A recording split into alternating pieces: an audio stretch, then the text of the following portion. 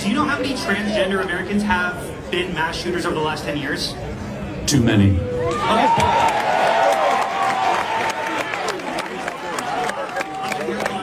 It's five.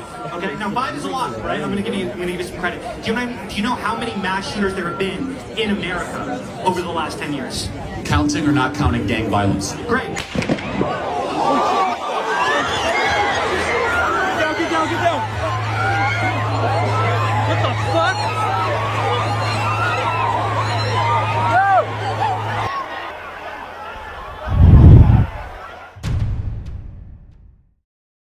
Amidst the shaky frame from a spectator's phone, chaos erupted.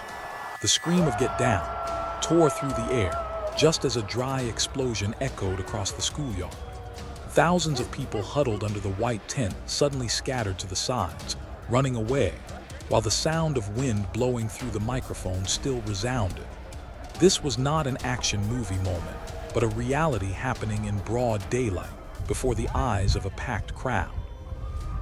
The man standing on stage at that moment was Charlie Kirk, a name familiar to the American public, conservative activist, founder of Turning Point USA, and close ally of former President Donald Trump. Kirk is no stranger to the media, known for his powerful speaking style and sharp political views that often stir up controversy. For the thousands of students present, this was an opportunity to see an influential figure speak directly to their own school. It was noon on September 10, 2025. The Utah sky was clear, and the sun was shining brightly on the Utah Valley University campus. The event, dubbed the American Comeback Tour, had attracted more than 3,000 people, creating an atmosphere both lively and tense because of its political nature. Attendees cheered. Cameras and phones continuously recorded the moment, as if every detail was worth preserving. But in just a short moment, the excitement was torn apart by a single explosion. And the question left behind by that echo, cold and unanswered, was, who fired the shot in broad daylight in front of thousands of witnesses?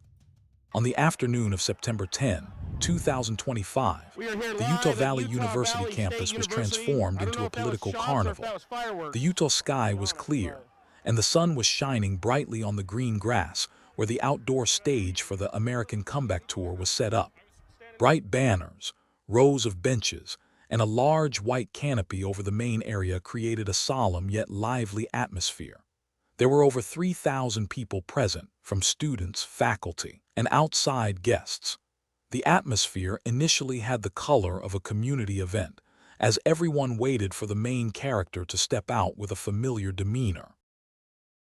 Charlie Kirk appeared on the podium at around 12:20 p.m.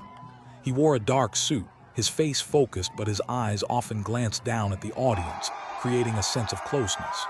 The opening sentences were met with applause and cheers from the audience. Cameras and phones were raised everywhere, capturing every gesture and every word. With his sharp speaking style, Kirk quickly captured attention, creating an atmosphere that was both tense and exciting. Minutes into the speech, the audience was immersed in the familiar rhythm of a political rally. Many people were standing in the back, unable to find a seat, but still patiently watching. Some students took advantage of the live stream, commenting directly with friends on their phones. On stage, Charlie Kirk continued to delve into hot topics, his voice booming through the loudspeaker system that filled the entire campus. Then, just as all eyes were on the stage, a loud bang broke the concentration. For a split second, Charlie Kirk was seen to stop, his whole body swaying. Before the crowd could comprehend what was happening, screams echoed across the lawn. Cell phones fell to the ground, cameras shook, and the chaotic images instantly spread through the live broadcast. Security personnel rushed to the podium. Local police officers, who had been stationed around the area to maintain order during the event, quickly sprang into action.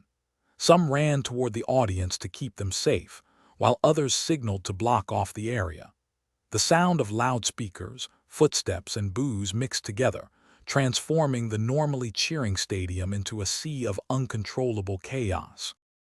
In less than a minute, the atmosphere of a quiet political afternoon had completely changed.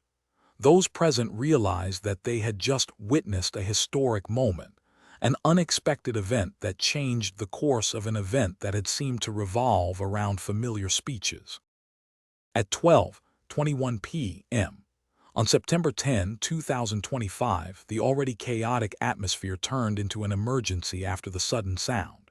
In the first row, many witnesses stood up and shouted for help.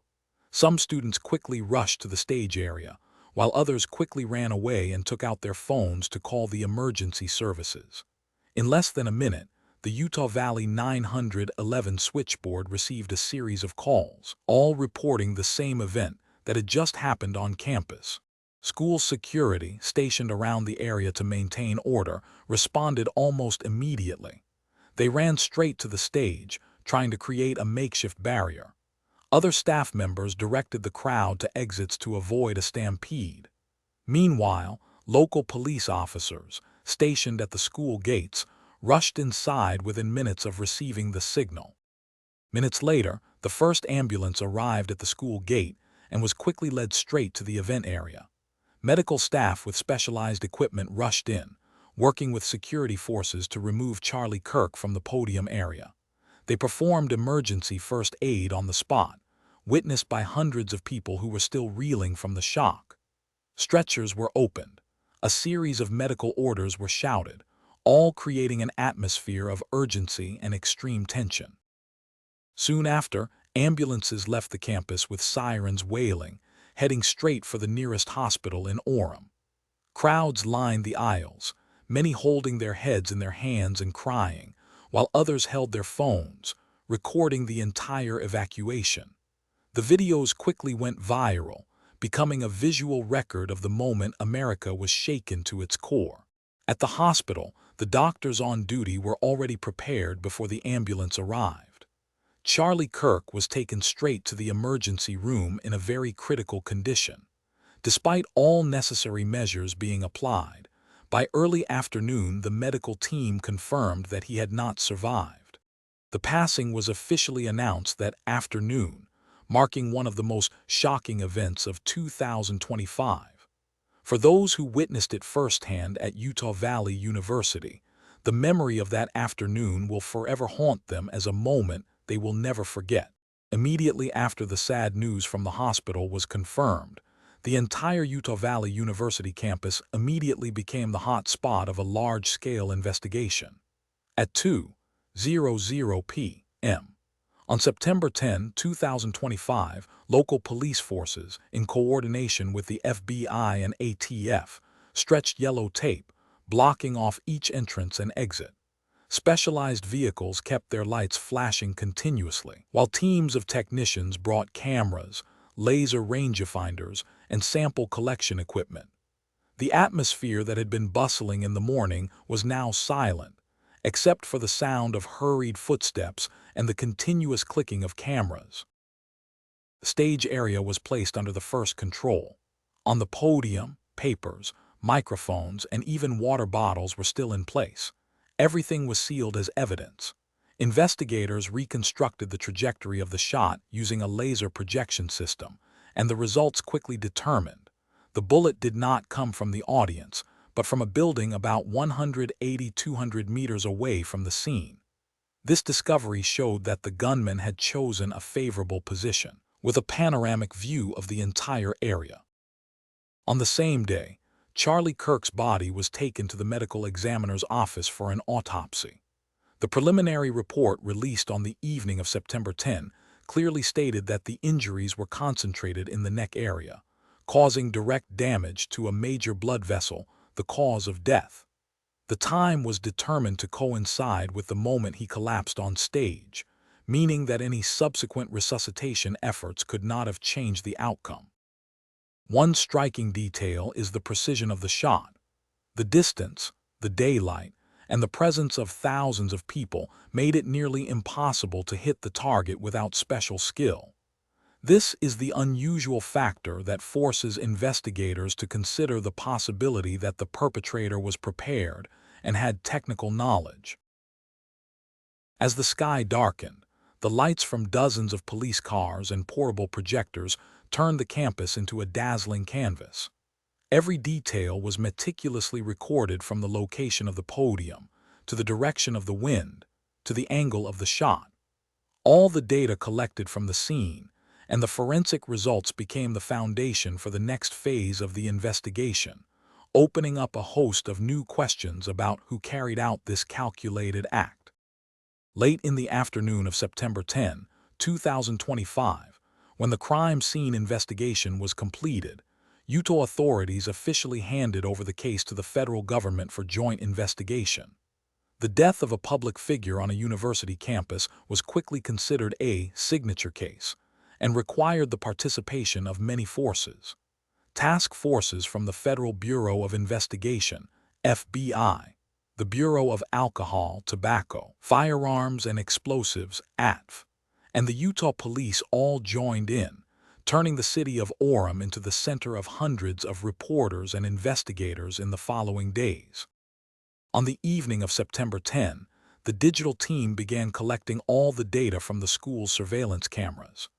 Utah Valley University has a fairly modern security system with multiple recording points around the campus, plus a series of videos from audience phones. More than a terabyte of data was downloaded and categorized, marking each frame related to the stage, the audience area, and surrounding buildings. The analysis focused on the time frame from 12:15 to 12:25 p.m., a period that was determined to be pivotal. On 9/11, ATF conducted a detailed inspection of the building, located about 180-200 meters from the stage, which was identified as the shooting site.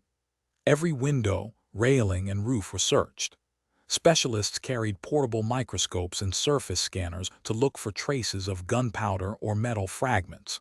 However, initial results did not reveal any obvious murder weapon or traces. This made the theory that the gunman left the scene immediately after the attack more credible. In parallel with the technical work, the federal investigation team divided up to interview dozens of witnesses in the area. Many students said they heard unusual noises from behind them, but no one directly saw the gunman. Some described a suspicious figure on the upper floors of a nearby building, but the statements were not consistent enough to determine a specific identity. All of these statements were recorded, transcribed, and included in the official file. On September 12, Utah police announced that they had detained a local man for questioning.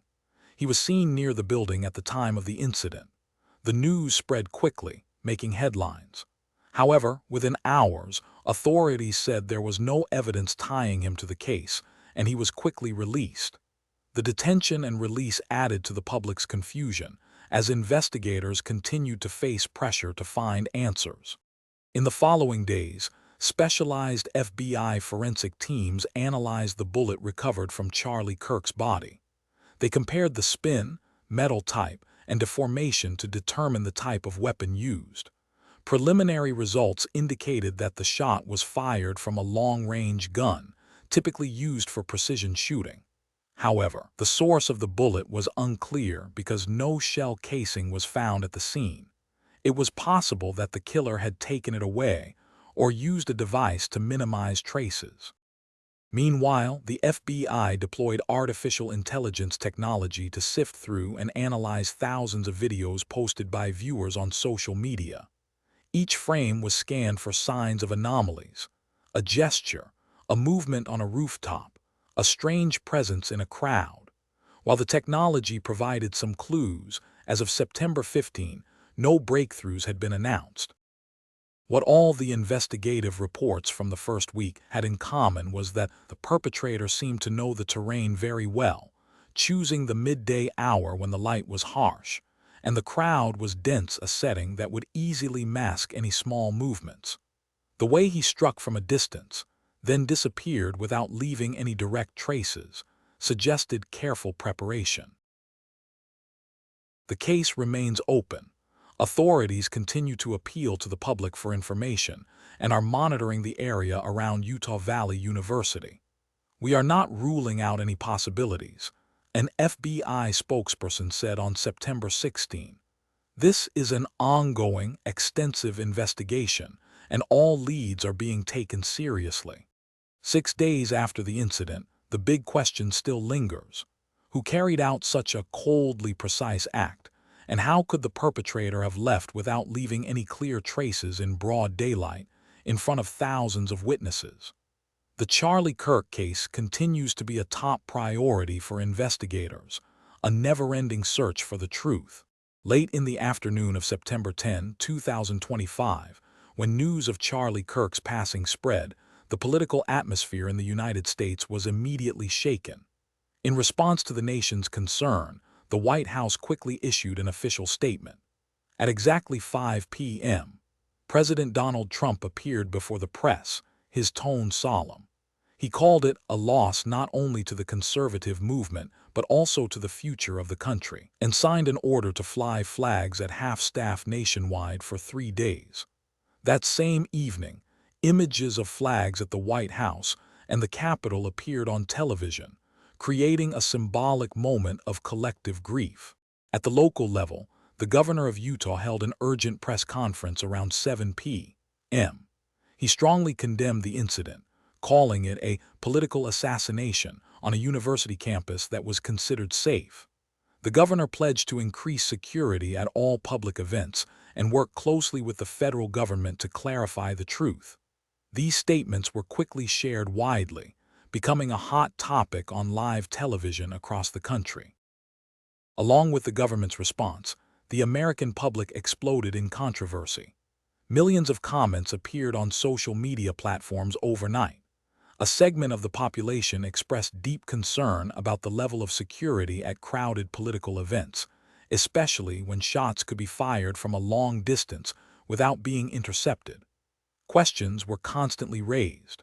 Why couldn't the surveillance system and on-site security forces detect the danger early? Were there any loopholes in the way the event was organized? On September 11, major television channels held continuous discussion sessions, inviting security experts, political commentators, and scholars to participate in analysis. Many warned that the incident was evidence of the increasing trend of political violence in the United States, directly threatening the safety of citizens and social stability. Others said that this was a wake-up call about how to protect public figures, requiring a comprehensive change in security policy. In less than 24 hours, Charlie Kirk's death has gone beyond a personal or institutional loss to a test of American society's confidence in its ability to protect public safety. The passing of Charlie Kirk has left a void in the American conservative movement that will be difficult to fill. He was not only a regular on the political stage, but also a figure who was synonymous with millions of young people who found him to be a voice. Now, that void is palpable, and the controversy and emotion surrounding his sudden death have only amplified the impact. What is even more heartbreaking is that thousands of people witnessed that fateful moment. Memories of a seemingly ordinary political afternoon have now become a haunting experience for the community. But to this day, the perpetrator has not been identified. Justice has not been called, and that void has made the public even more frustrated, waiting for answers from the endless investigations. In the larger picture, this is not just the story of an individual or an organization. It raises a profound question for the entire society. When Charlie Kirk can fall in the middle of a crowd, can ordinary citizens still trust in their safety?